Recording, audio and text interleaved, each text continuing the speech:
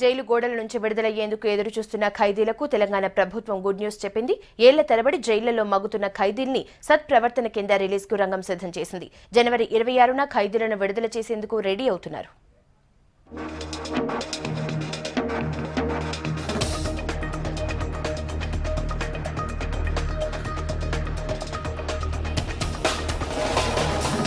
తెలుసో తెలియకో చేసిన నేరాలకు జైళ్లలో శిక్ష అనుభవిస్తున్నారు ఖైదీలు. వీరిలో ప్రతి ఏడాది శిక్షాకాలం పూర్తి కాకపోయినా సత్ప్రవర్తన కింద కొంతమందిని విడుదల చేస్తోంది జైళ్ల శాఖ. ఈసారి కూడా రిపబ్లిక్ డే రోజున ఖైదీల విడుదలకు ప్లాన్ చేస్తున్నారు అధికారులు.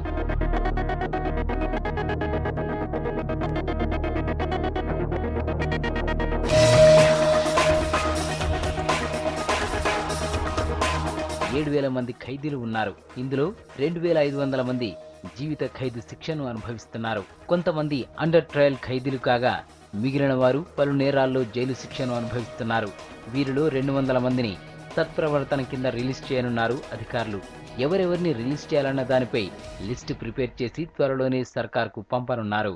ఇంకా తెలంగాణ స్టేట్ ఫామ్ అయిన సందర్భంలో కూడా మీకు ముఖ్యంగా చాలామంది లైఫర్సు, నాన్ లైఫర్సు మా యొక్క 7,000 లాకప్ ఉన్నది మాకు. అందులో దాదాపు ఒక 2,500 వరకు ఈ యొక్క శిక్ష పడిన ముద్దాయిలు ఉంటారు. మేము జనవరి గవర్నమెంట్ ఆదేశాలు కూడా ఇచ్చింది. హోంశాఖ మాత్రులు కూడా ఓరల్గా చెప్పడం జరిగింది. ఏంటంటే లైఫర్స్ని, నాన్ లైఫర్స్ని 26 జనవరికి రిలీజ్ చేయడానికి ఈ గత 2 రోజుల నుంచి మేము గైడ్లైన్స్ డీజీ గారి యొక్క లీడర్షిప్లో ఈ ప్రీమెచ్యూర్ రిలీజ్ గైడ్లైన్స్ కూడా ఏర్పాటు చేయడం జరిగింది. ఇప్పుడు ఆ ప్రీమెచ్యూర్ గైడ్లైన్స్ కూడా రేపో మాపు మేము గవర్నమెంట్కి పంపుతాము.